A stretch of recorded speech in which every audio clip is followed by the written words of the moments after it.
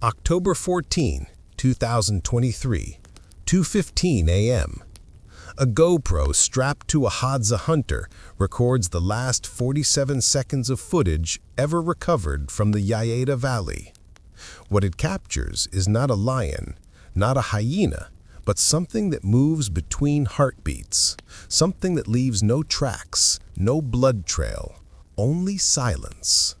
He runs, the camera shakes, then click, the night swallows the sound. The file ends. He lives, but what he brought back with him is still out there. The Hadza have hunted these Baobab badlands for 40,000 years. They track honey badgers by scent alone. They hear a leopard's pads on dust.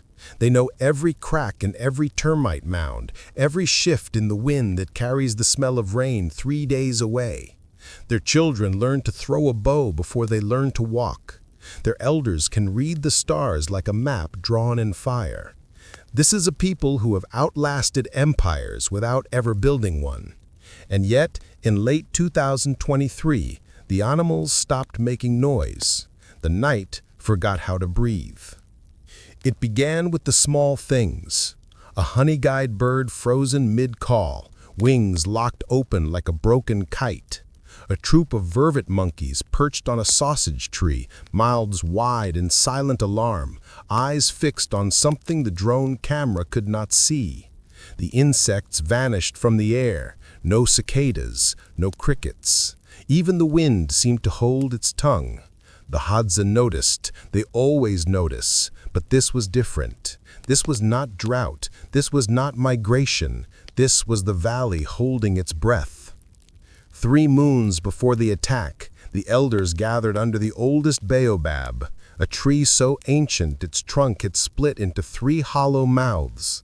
They spoke of the Ngoloko, not the spirit stories told to frighten children, not the trickster of campfire tales. This was the old warning, the one carved into the underside of ostrich eggs and buried with the dead. The Ngoloko is not a beast, it is a hole wearing skin. It does not hunt for food, it hunts for resonance. Every sound you make is a thread it can pull. Every heartbeat is a door it can open. The first physical sign came at dawn. A hunting party returned with arrows snapped clean in half. Not broken, snapped. The wood was hollow, drained of sap, light as a bird's bone. The fletching had been peeled away in perfect spirals, feathers arranged on the ground like the petals of a black flower. No blood, no claw marks, just absence. The arrows had been full the night before. Now they were straws. 2 days later, a child went missing. A girl of 7, barefoot, chasing a lost goat. Her footprints led to the edge of a dry pan, a salt flat cracked like old skin. The print stopped, 1 bare foot, then nothing. No drag marks, no disturbance in the dust, just the outline of a small heel, and then the earth is smooth as if it had been swept by a hand the size of the sky. The Hadza searched for 3 days. They found the goat. It stood in the shade of an acacia, chewing cud, eyes rolled back white. Its tongue was gone, not cut, gone. The cavity in its mouth was lined with the same black sap that dripped from the broken arrows. Thermal imaging came next. A research team from Arusha, studying migration patterns, flew a drone at dusk. The feed showed the usual heat signatures, a pride of lions, a herd of impala, the faint glow of a Hadza campfire. Then a shape appeared. Human height, human width, but cold. A moving void, darker than the shadows around it. It walked against the wind. The grass did not bend. The dust did not rise. The shape paused beside a termite mound, tilted what might have been a head, and the drone's audio cut to static. When the signal returned, the shape was gone. The mound had collapsed inward, as if something had inhaled it. The elders called it the listening dark. They said the Ngoloko had returned because the world had grown too loud. Too many engines, too many voices on radios, too many children screaming into phones. The valley was trying to restore balance. But the Hadza do not believe in balance. They believe in survival. If the Hadza, the quietest hunters on earth, can't hear it coming, what chance do you have? GoPro reactivation, 2:15 a.m. The hunter's breath fogs the lens in short, controlled bursts.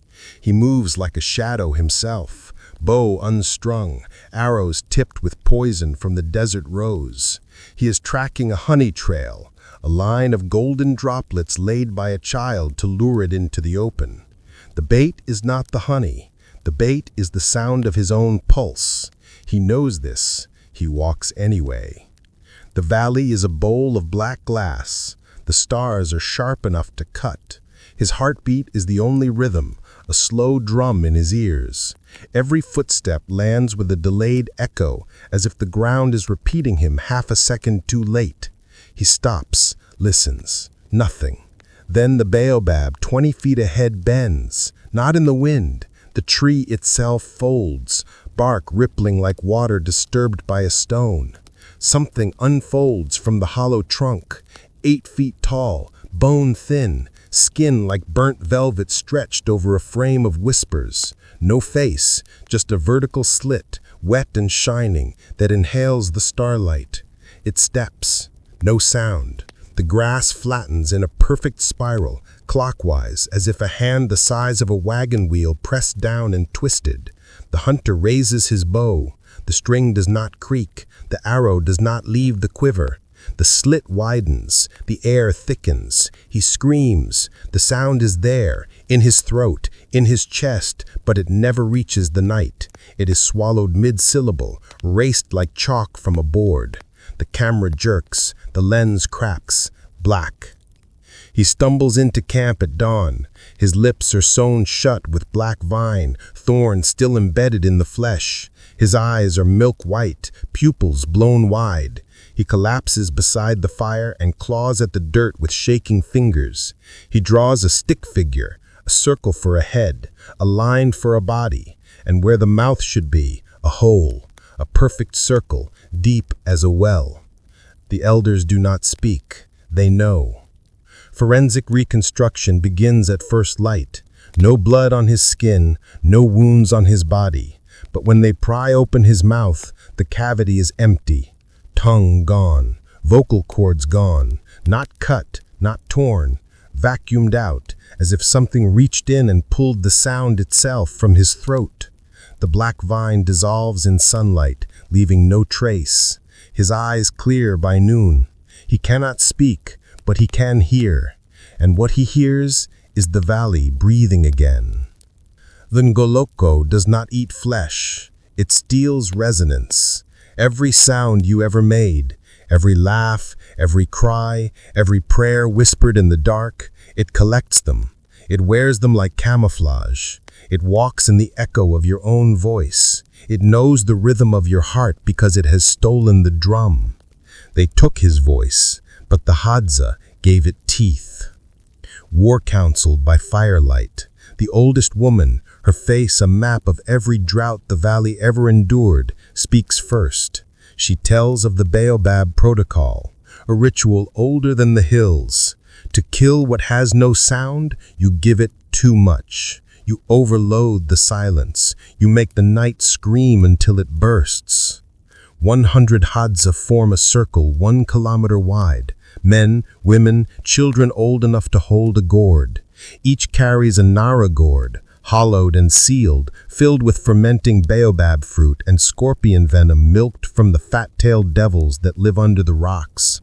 The gourds are painted with ochre spirals, the same pattern found on the flattened grass. They are not weapons, they are amplifiers.